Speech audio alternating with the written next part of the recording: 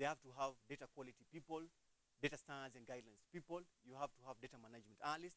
So I usually have more than 15 different roles that I can actually hire for based on what really an organization is finding.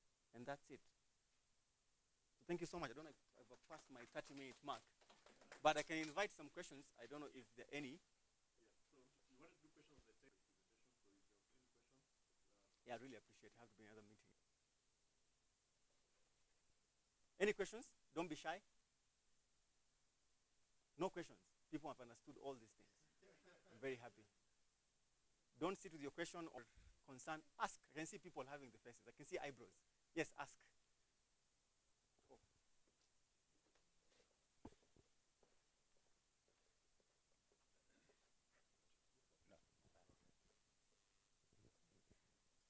Thanks for the presentation. My name is Catherine. In your organization, does the CDO role report to strategy or the CEO?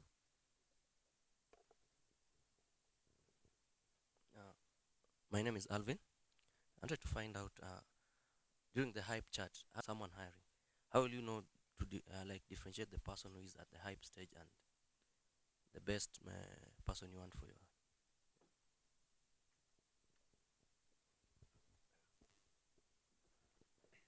Thank you for the wonderful presentation.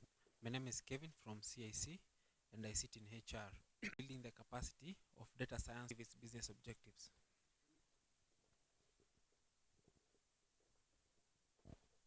So let me start backwards. So I'll start with yours, yeah? So let me start with the hiring one. That's a quick one, yeah?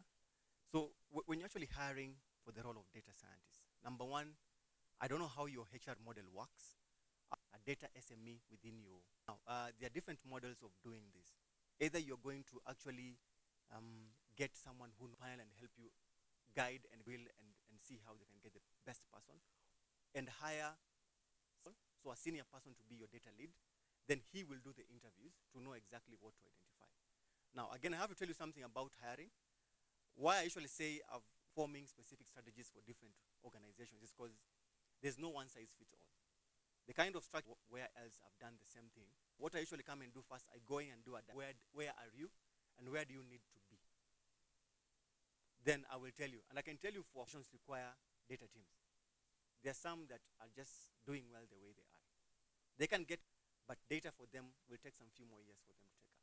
So easily is never let yourself as a HR person get just a template and just really ping this, probe these questions back to the guys who are able to tell you about all the things they have read online, but I can easily tell because I usually like going deeper into the concept. So if you come and tell me about, if you tell me about time series, I'll ask you the guru and who is not. I currently can't share the details of the structure and everything, but I can tell you there are different models of how the CDO role can sit. I have done, I think I did one in South Africa last 2 months ago, on how do you set up your, you can't sit in the CEO, but I can tell you for a fact, this is also very new for CEOs. Now, how CEOs work, they like to understand what the problem is, what needs to be done, and where are we heading to. Now, with this kind of role, you have to go into that. You have to understand the math. You have to understand the science behind some things. So the choice of person to sit in depends exactly on who is the best executive, best placed to run with what you're trying to do at the moment. So again, I will never recommend and tell you go in and sit as the CEO. I'll say again, do a diagnostic. Understand your maturity.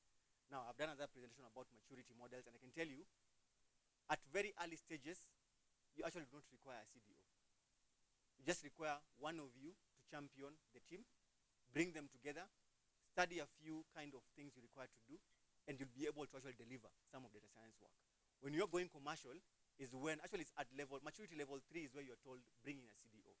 But if you're deciding to have a very strategic, offensive outlook to how you're going to deliver data and analytics to a firm, then I will say, yes, hire a CDO, choose the best place for them to report to. It must be a senior level exec or the CEO, and it will work. So later on, I can share some of those slides on people to understand how to structure that. How do you work with HR and make them understand the value of data science? So number one, it will be shocking for me if HR are the first people to take up data science. That's the first thing I'll say. Because I can say including data, we are support functions. So it's usually very good to start with the business side, whereby you're able to show quick value so that you can get funding for this. Again, unless your exec are really sold onto data, most CEOs, and that's why Tim has a CEO roundtable, really cannot understand why do you require this data to help you. You're still doing your job, you're being paid, your profits are growing.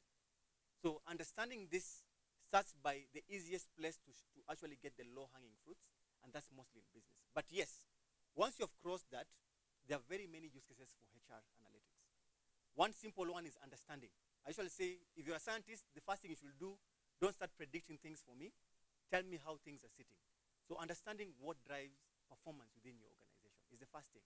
Are your people driven by promotions, bonuses, or end-of-day drink-ups? It's good for you to know. So once you've known, you can actually do optimized planning for your staff so that you can get more from them. Number two, the simplest what people usually like doing is staff churn. Why are people leaving the organization?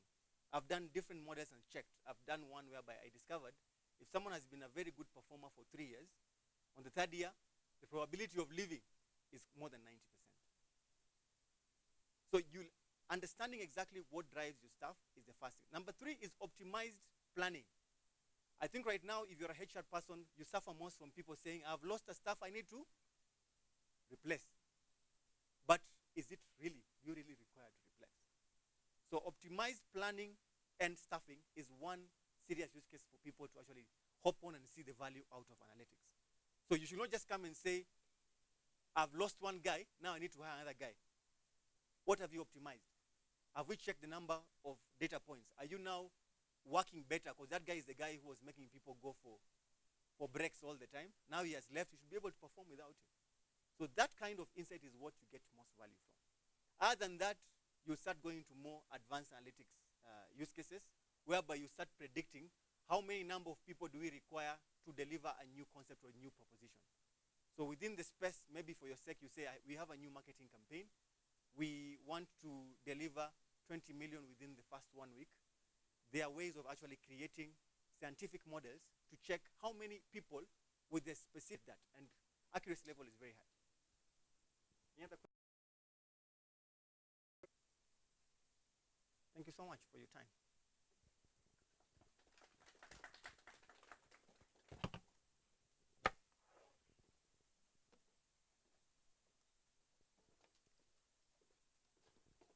All right, thank you, Hartnell. And I'm sure you'll be able to, on LinkedIn, are you available to answer any questions? Yeah. Actually, he's been live streaming it on LinkedIn. So you can go and join the conversation there. Yeah. Okay. Yeah. All right. So another round of applause for Hartnell. Yeah. So we thank you for your time, and always looking forward to sharing new ideas, new discoveries. He keeps changing those slides every time, even if you listen to his conversations every week, there are new information coming in, yeah? And he's right at the first, what we call consumer-facing data scientists, CFDS. So there are those data scientists who work in engineering, who never see consumers, but he's right in the front line of the business, insulating the business from risks. And that's the kind of conversations that you get when you interact with the nature of data scientist that he is. So I wanted to invite our next speaker. And the philosophy here is go big or go big or go home. The future of work. So you either go the big data way or you go home. Yeah. So I think maybe before I invite the next speaker, Chris, you can share. There's a series you've been running on podcasts, which is very insightful, analyzing. There's a theory I came up with called career decay. Yeah. We tend to analyze that there's an algorithm for how many careers are decaying. So he tells a story around each of the careers, what's changing, how they're being automated. But I think the idea will be, and maybe Stuart, your recommendation engines at LinkedIn probably have that. You can predict that this guy may be out of work in the next 3-4 years. Do you do that? Maybe you don't say what I think you do. All right. But maybe you can share what you do. Sure. Thank you so much, Stuart. I wasn't expecting him to give me the opportunity to speak. So I recently started a podcast. obviously sitting at Safaricom, I get to see firsthand the disruption that's happening in terms of each career. So sitting in the business, we're constantly seeing how, for instance, sales is constantly shifting. When you look at marketing, when you look at the retail space, basically each career, even in HR, like Kelvin was saying. And so I felt a personal desire to help Africa to begin to prepare themselves for this imminent change. There's significant disruption going on. And so what am I doing as a recruiter to help people out there prepare themselves? And so a friend of mine, actually happens to be my brother, and I, who's also a recruiter, we started a podcast. It's called African Retooled. And what we're doing is literally taking on every job, one at a time. So we started with business to business sales, so the sales director roles, sales manager, sales executive, business to corporates. We went into business to consumer, which is the retail sales, sales representatives, trade representatives, and literally talking about what is actually going to happen to each role. So we're going to carry on to lawyers, to engineers, to janitors, to hawkers, every role that we can touch. We will basically try. Someone gave me a challenge of one role. It's very controversial. But basically, we're going to go to every single role to the extent that we can. We're leveraging experts. So we'll probably have Hartnell on the show, talk about the role of Chief Data Officer, basically trying to empower people out there to prepare themselves. It's going to be a bit rough in the future if we don't prepare ourselves. People are going to be jobless, and the rate at which we need to retool needs to really ramp up. So thank you, Timothy, for the chance to speak about this. Share, subscribe, help someone out there. Yeah, so thank you, Chris. This is a personal initiative we took. Yeah, so I think for us, it's a lot of democratization of this information through knowledge sharing that enables us to remove what you call the mental barriers. There are a lot of mental barriers that we experience every time you encounter anything new.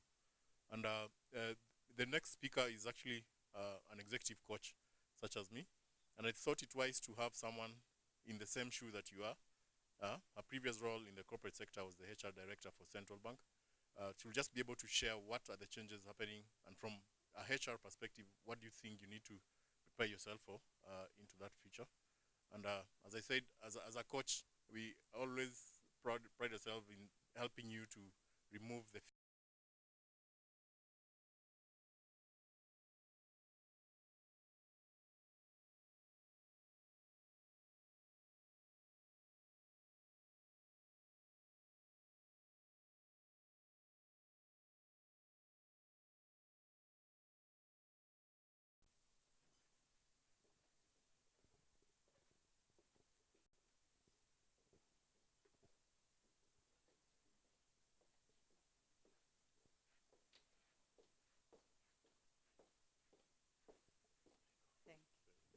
Thank you very much. Good morning, everyone. I think you've been seated for long, so you can stand up and stretch a little bit so that you can have some flow and, yeah, it's also healthy, some form of movement. You can stretch. Feel free to stretch. It is in the morning. Okay, so thank you very much. Have your seats. So I have just very few minutes to discuss about the future of work. And of course, the previous speakers who have been here, they've talked a lot about the digital transformation that is actually then driven by the mobility, the connectivity, automated technologies like artificial intelligence and machine learning, and all that. And the main thing is, how will these affect the future of work? Of course, there's been a lot of theories, of course, others predicted by what is already happening, and therefore you do a trending and analysis and you see how it will look into the future. And the effect of digital transformation cannot be looked at only in isolation by itself, because a lot is happening also in the political space, in the environmental space, social space, really awareness, regulations, and governance issues. And all these are combined. They create an ecosystem that will impact directly in terms of the future of work. And work is really, really important because it makes and forms the biggest part of our lives. Of course, it has formed such a big part of our lives that there is this now, this idea of what we are calling workism. Workism is the issue of whereby people have defined everything they are, the meaning of their lives, their achievement, their self-worth, their self-esteem, upon what they do, I keep saying as a coach that we have lost who we are in what we do.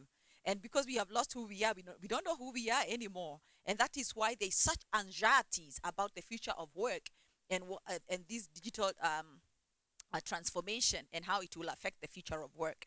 So the biggest anxiety, of course, is fear about loss of jobs and what will I do is this technology and this digital transformation going to is it divest us or invest us out of labor completely, and therefore what will be human beings doing with their lives? And that is what everybody is asking.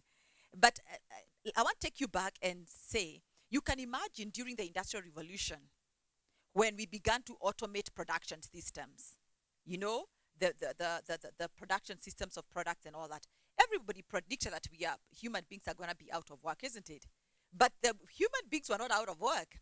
Actually, what happened is that the economies became bigger and larger, and the technology presented a lot of possibilities. And therefore, the small pie that we thought was going to then completely shrink because technology has come to take our jobs and everything has been automated and everybody's now going to go home and workers are going to go home. It just only expanded because technology comes and creates more jobs actually and creates a world of possibilities. So the only person who will be out of work is that person who does not have agility for learning. Because learning agility is the biggest predictor on what you're going to do with your future and what organizations are going to do with their futures. Even communities and countries, what they are going to do with their future. And for me, when I look at now the issue of digital transformation, I want to look at it from in terms of work, from 4 perspectives: organization, the HR functions itself, the talent, very quickly, and of course you as a HR practitioner. When you look at organizations themselves, as they prepare themselves and as they continue to, already there are those who are fast movers and they've already adopted and they're preparing themselves for this digital transformation. Within the organization itself, you will take advantage of whatever is happening to improve areas of work. And when you have efficiency is about achieving more with less. And we talk about achieving more with less, then we are saying that our overheads and our operating cost will then be going down. And of course, structured to where they can be of the best use. So that is where when you talk to a CEO, then they are looking at it in terms of organization, in terms of effectiveness and more with less, and improving productivities of all assets, both human assets and physical assets and other assets and information assets that they have within the organization. Then the other thing is that within an organization, because of democratization of data, then we have more empowerment. The information and data is everywhere, and individuals and decision making can be pushed more and more down the line. And therefore, if you can push decision making more and more down the line, then you don't even have to have so many hierarchies. And you look at, as a HR person, you should then be advising your CEO and your HR committees of the board on what kind, that we need flatter structures. Then how those flatter structures then will affect the issues of leadership and management and workflows and like. And those are the things you should be thinking about, how you will change the design of the institution, because an institution is designed to perform and to behave in a certain way. And HR people are the ones who design an institution to perform and behave and achieve certain results. Because if an institution is designed to perform and behave a certain way, then it follows that it will achieve certain results. Our CEOs are looking for results. So with this kind of the ability to leverage and take advantage of data, and taking advantage of data is what? Main thing is that, are you able to look for the critical insights? You can have a pile of data, a pile meaningless until you can mine insights from it. And even an insight is an insight when you know what you want to do with that insight. The insight becomes resourceful because it is able to drive certain performances or to create certain innovation or to solve certain problems. Because data actually is an issue of showing the correlations, the cause and effect and correlations. Then the insights then emerge. And using these insights, HR people are able to make decisions on how you should design the institution itself and how you should then, after designing the institution, how you should develop the institution. So that is really one of the things that then in terms of organizational that we should be looking at. Using again data transformation and these insights, you can manage risk better. Apart from improving efficiencies and effectiveness, then you can manage risks better. And therefore, the value and the risk equation then becomes better in terms of producing results and performance, because then you're managing the risk better. You are able to mitigate risk or predict any risk that is coming along. You are able to create the ability for the institution to mitigate those risks faster and better, because you can predict them, you can see them coming, you can see the cause and effect relationship from the insights coming out of this data. Just be useless to have all this data if you don't know what to do with it, if it's not giving business insights that gives you the competitive advantage, that shows you which is the next leading edge. So that is then in terms of HR function itself, because we can talk a lot about the organization. In terms of HR function itself, is then to say, what kind of HR function will we require in terms of future of work? How will we be structured as a HR function to deliver value of HR itself, the HR practice down the line? Because there's a HR function that has the technical capacity and the knowledge. You're a shop, you're a HR shop that gives a consulting to the organization. But the HR practice itself does not happen within the HR function. It happens within the line, within the business. So how do you deliver the HR expertise and the HR practice within the business? How do you leverage the data coming from the business and the data coming from the HR and bring those two together so that you are able then to deliver HR in a much more effective way, in a value-add way, and that the business leaders and the line functions actually be able to see value that the HR is giving. And I want to give an example, even how this can even impact your even the way you structure your policies within the HR. Apart from the HR function, even the policies that you use to manage the organization. In one of my previous roles within the HR, I noticed that we are spending a lot on medical. And I wanted to know what is going on why are we spending so much within medical? And therefore, I just decided to do some basic of HR analytics. And I looked at the spends, how the spends look like. And of course, and I also began looking at also the cost that some HR people, 1,500 employees, I looked through the data and I saw I had close to 7,800 sick offs in a year. Then if you look at those kind of sick offs, then you see a year has got 365 days.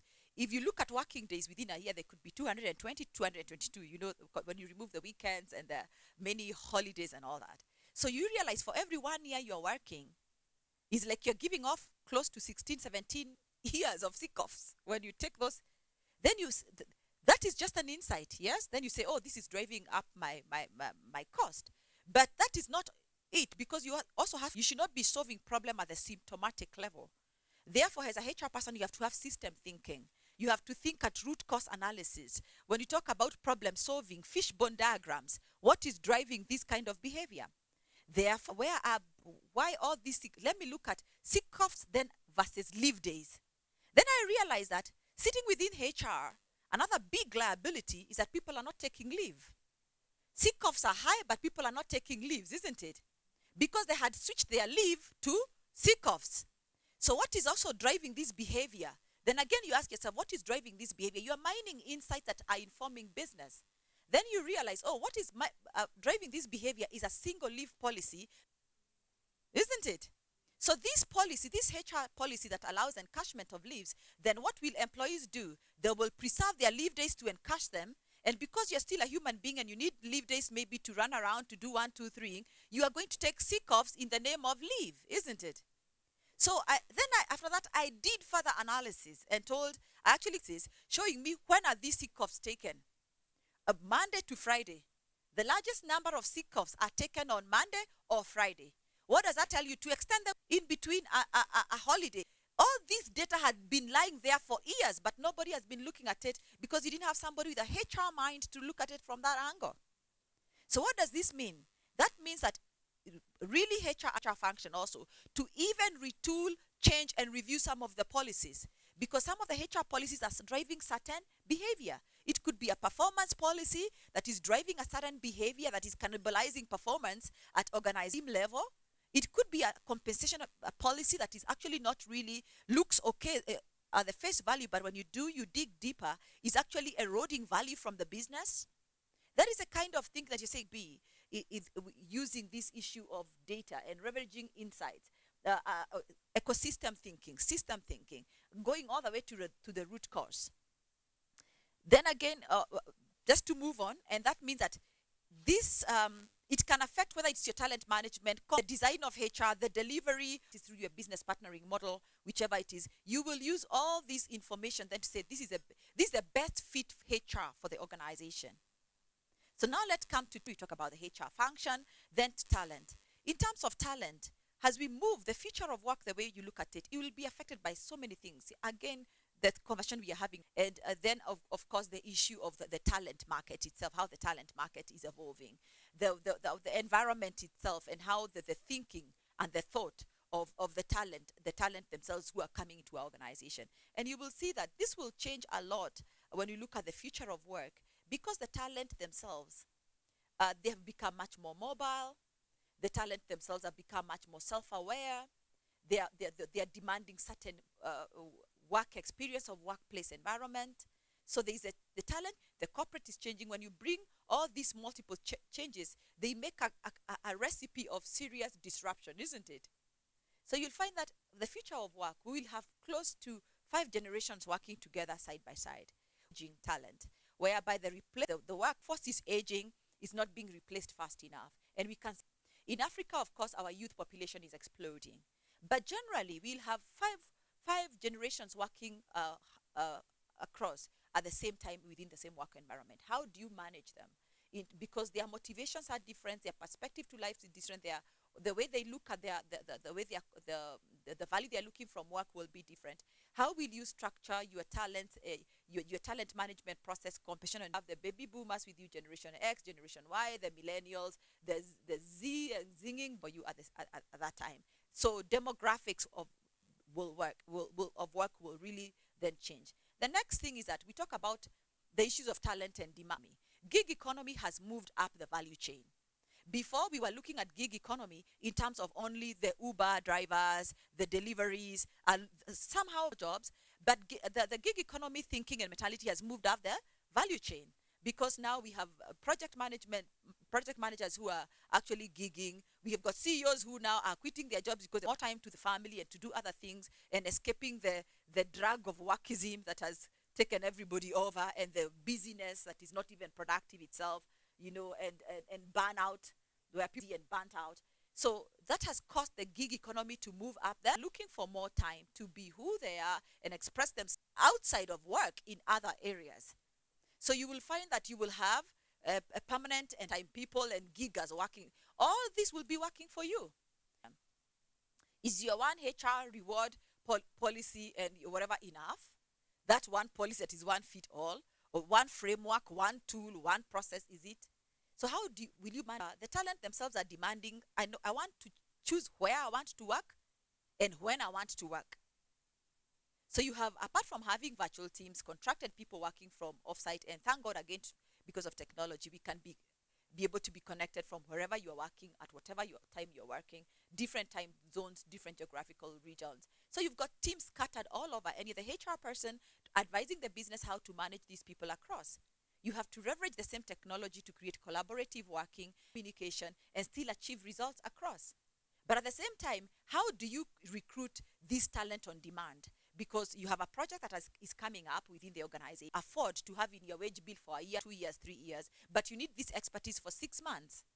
So it's a talent on demand. So it is you to then start understanding the gig economy and what is out there, and maybe leveraging the platforms like LinkedIn to say that I need a talent for 3 months, for 6 months, for whatever, or even for a year, but only 2 hours in a week, or 2 days in a week, or 1 day in a week. And even finding that talent then, this issue of saying that now the only way we find a good talent, we have to spend some fit, looking for culture fit and all that. You don't have the luxury for looking for all these culture. Identify individuals that will just be fit for your organization very quickly. We know currently on average, organizations are spending close to 2,240 hours on onboarding. You recruit a new employee, you spend 2,240 hours to onboard them so they can fit well, they can settle well, and they can do all that.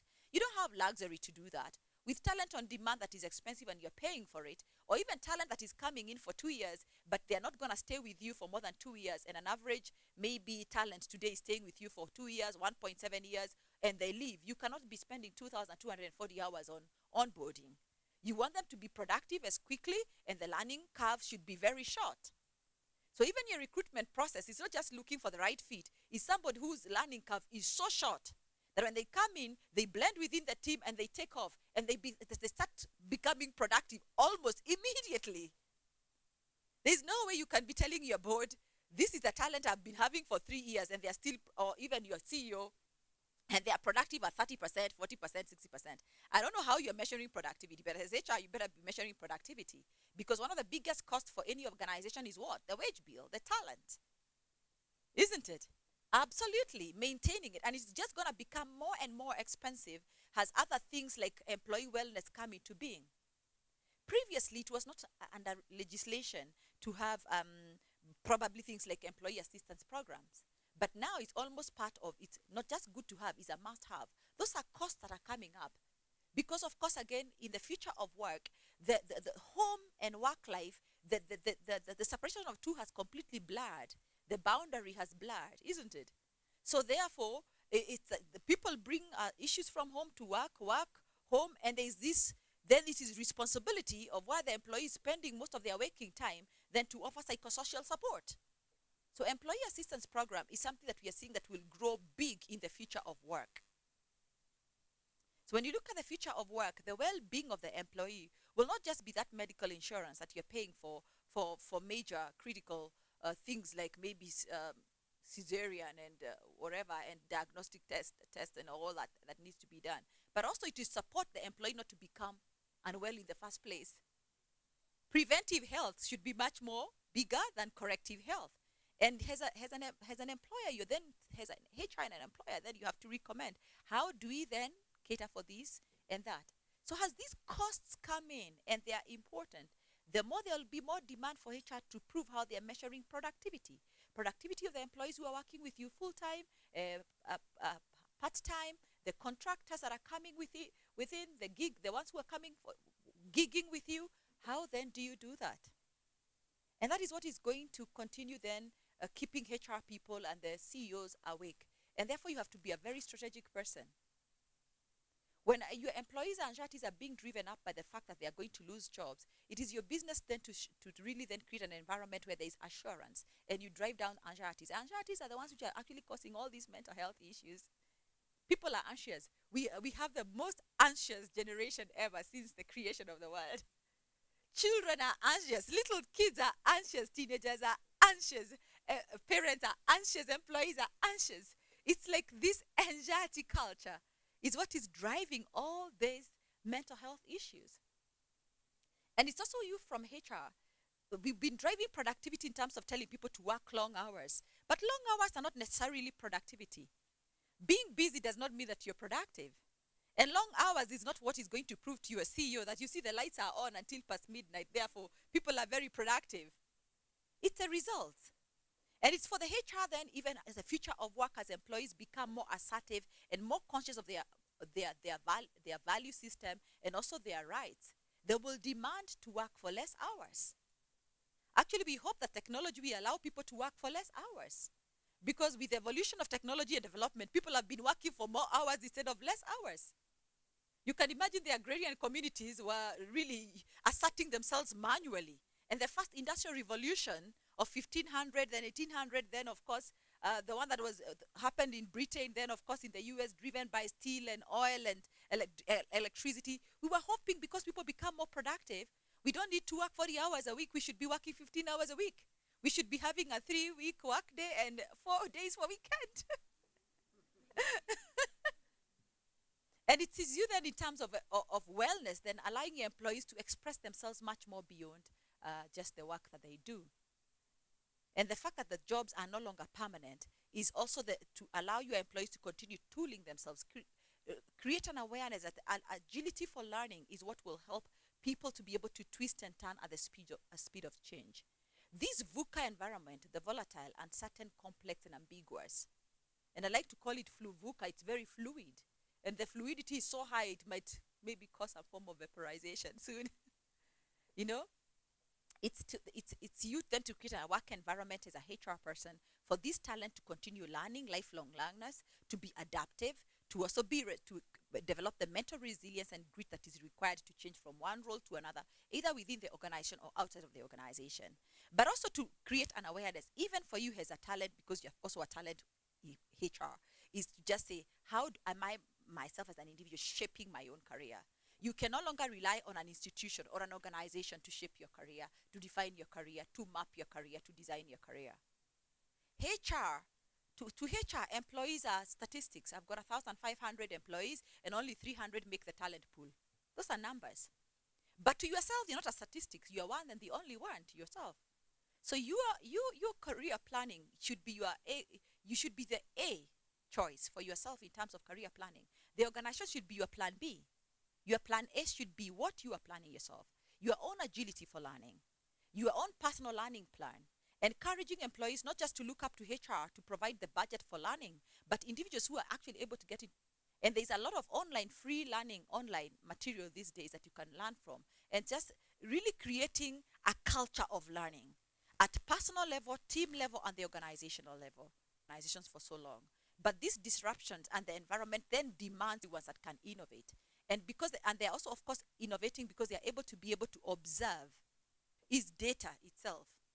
Whatever you are observing is data. Sometimes we go looking for very complex data. Sometimes it's just simple data in front of you that you should be able to connect the dots, and those dots give you insight, and that insight causes you to act in a certain way that gives you advantage. Period.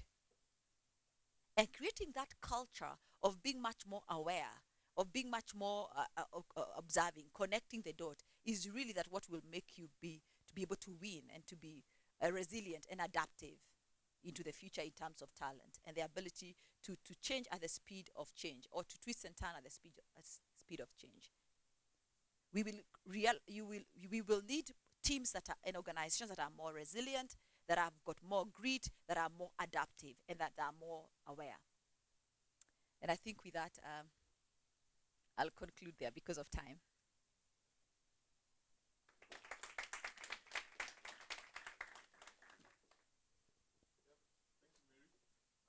Questions? Any questions for Coach Mary? I'm sure there are many. Extremely insightful. Thank you very much. People who write about the future of HR talk about the likelihood of the boundaries between the COEs and the business partners disappearing.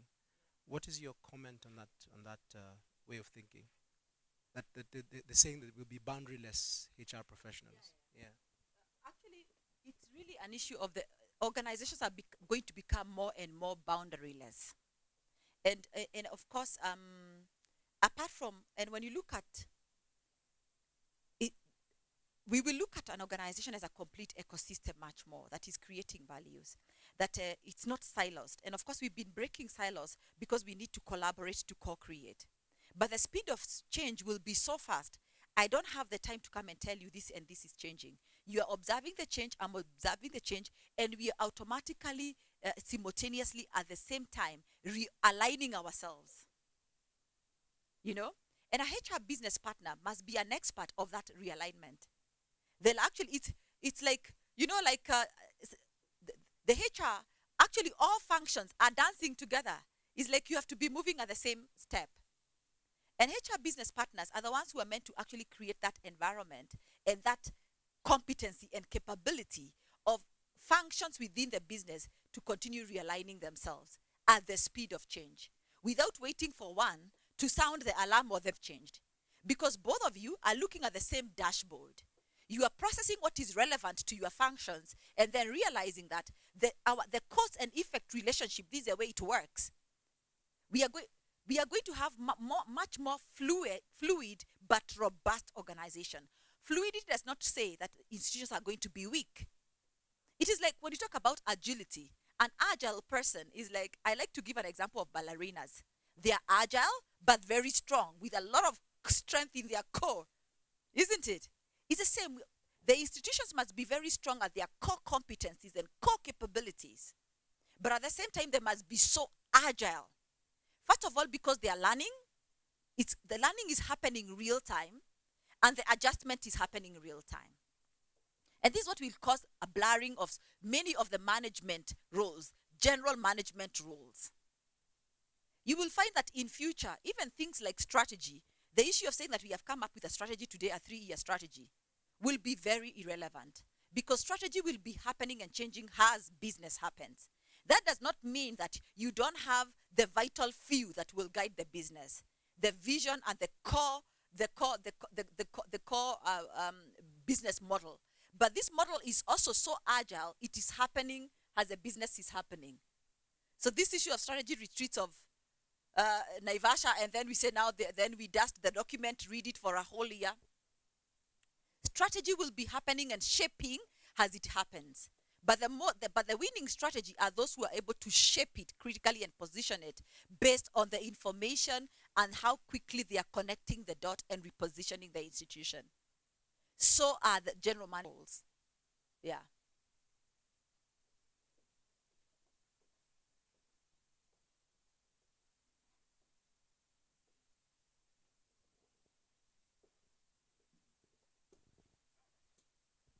So I had a question, but it was to Stewart. So I'm not sure if I should like shoot it right now or later. Hi, Stewart. Good. Okay. So there's this platform that you show. So us as basic LinkedIn users, do you have the access to it? And two, as as data scientists and potential data scientists, can we actually get that data in a more granular way, which we can use to analyze and, like train our models instead of relying on LinkedIn algorithms?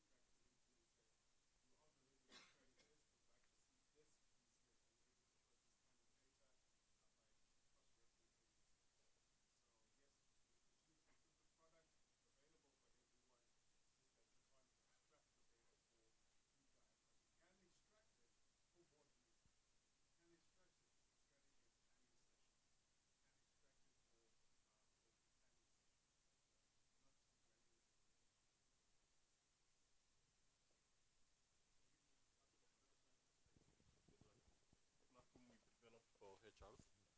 I don't know whether you're aware that you can download your own data from LinkedIn. How many of you have tried? You can go and download your own data. So we always encourage HRs when you're recruiting, you tell the recruitees to download and come with their data. And you can upload on that platform.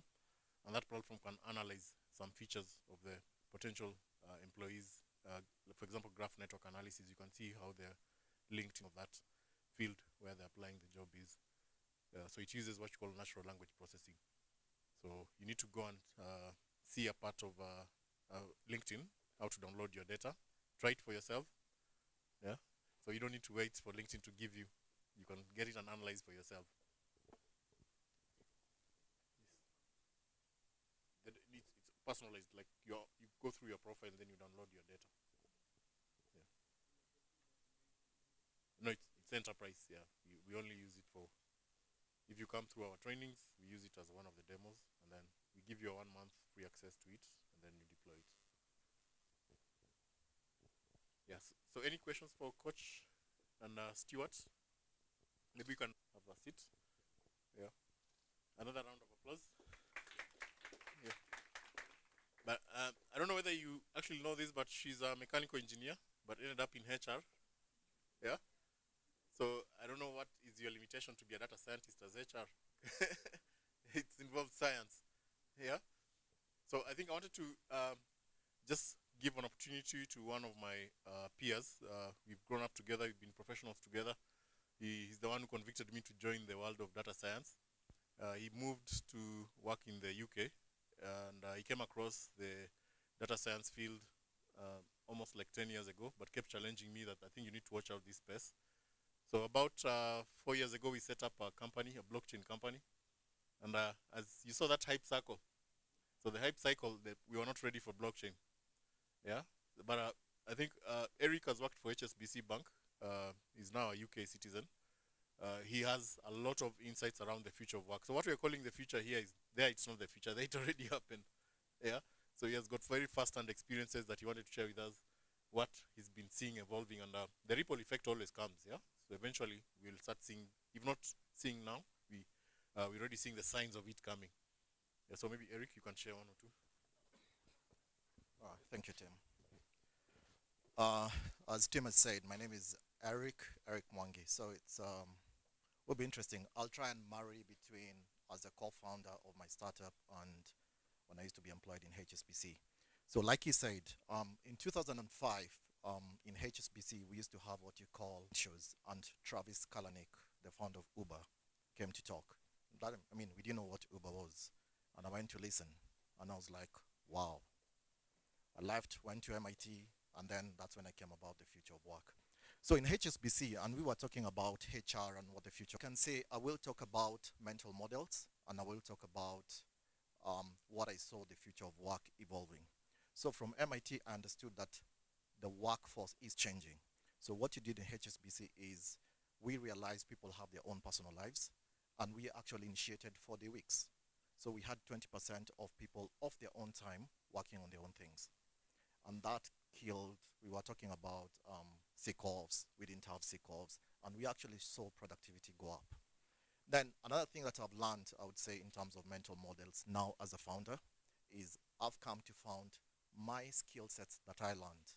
I have a background in finance, MIT, did not help me as much as the soft skills I did not have. So the learning has been decentralized. Now you can go to Udemy, you can go to LinkedIn, you can learn a lot. And one thing I can say in terms of HR and what I've seen that works is you have to challenge, or you have to have what I call a growth mindset. A growth mindset is, for example, like in my team, I don't expect people to be working on the same team 6 months. In 6 months, you need to be doing something different. And that is what has helped in the future. So lastly, I'll be short. What I can say is essential human behavior deviates from rationality the longer the feedback loop is. What do I mean? You've seen people go to the gym, and then after 2 months, nothing is happening. They quit the gym. It's the same thing with working. People come to work, 3 months, nothing is happening. That's how they live. So what I'm saying is people have to be challenged. So you as HR, you need to challenge them, or you need to create the opportunities for them to grow. And that's how you're going to be able to maintain them. I hope that helps. All right, thank you. Any questions? Yes, so the Barclays guy talked about something we're seeing very interesting, blockchain, and I'll call it federated learning. So federated learning is very interesting, where we are having AI on edge, AI on the device. So currently we are having AI models on the cloud. Now you can be able to have AI models on your phone, on cars, where models are being trained on the go that are personalized. So you have an AI model based on you. That is amazing, and that is where I can see the future going. Yes, I mean, digitization is the future. You know, that's where we're going.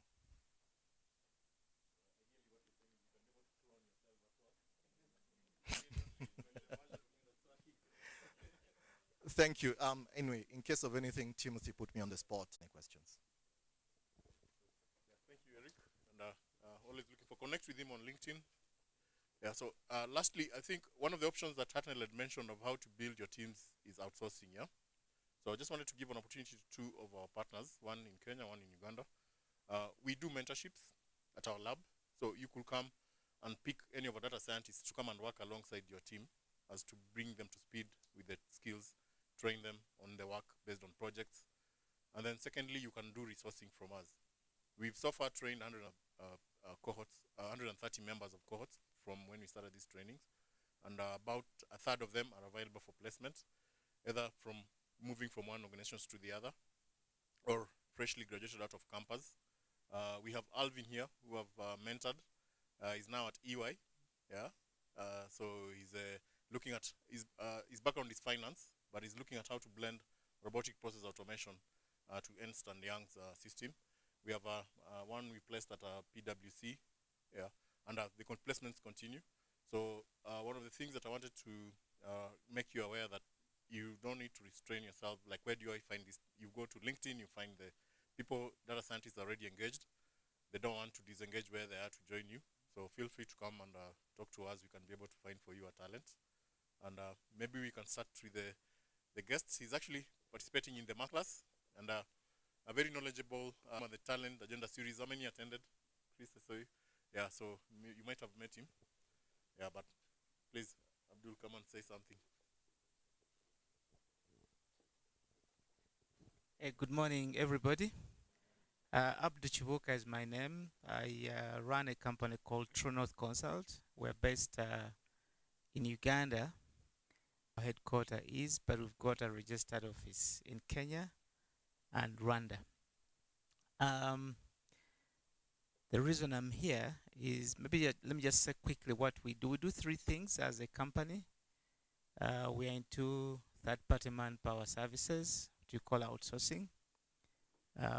We are big on recruitment, and we do HR advisory. And on the advisory side, we also include training. So the reason I'm here is we're exploring a partnership with Predictive Analytics to help the Ugandan professional community grow in this space. One of the things we're finding is we get called by a bank. They say we want a CIO. Before we complete recruitment of a CIO, they say, no, they need to be a chief digital officer. Then before you complete the conversation, they say, no, they are going to be a chief change and innovation officer. And so we get confused even as recruiters. And by that time, they would have completed trolling the world looking for the person and failed, then they come to us. And I think there's value in partnering with people, first of all, who understand the subject to its core. But very importantly, we also want to make sure that organizations in Uganda and other areas where we work do not kind of stagnate in the hype stage. And so we believe that if we work together, we can create a community of learning on data that includes coaching and support and mentoring to the people we hire, including offering support to organizations around how they should shape up and structure and grow the skill sets. So our vision would be to eventually end up with sort of East Africa sort of data science community that is talking to each other and sharing experiences and learning. We believe that that will make life a lot easier for everybody that is interested in this subject. And we know that there's no option not to have interest because it's the future. So thank you very much. I'll not much time. Thank you, Abdul. Yep. So Eva, you can say something.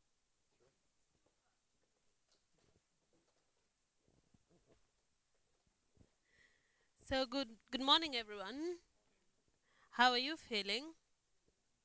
It's unfortunate that Mary has just walked out. I just walked to her. It's my first time interacting with her. I follow her on LinkedIn. And I was just telling her she's very insightful because basically she's touched on everything that I was intending on speaking about today. That has made my work very easy. Myself and a number of professionals in the area of HR. I believe there are so many in this room today. We are struggling in this data space. And so when Timothy and the team approached Diverge Consulting, so we can work together in this space so that we can help build capacity for organizations, we thought it was a great idea. And so far, it has been great. So I welcome you to approach us, approach Timothy, approach myself, and the team at large for your data professionals need, data analytics, and the sorts. They are called by a lot of other names. And that is all. All right. Yeah, so the chef says there's still tea.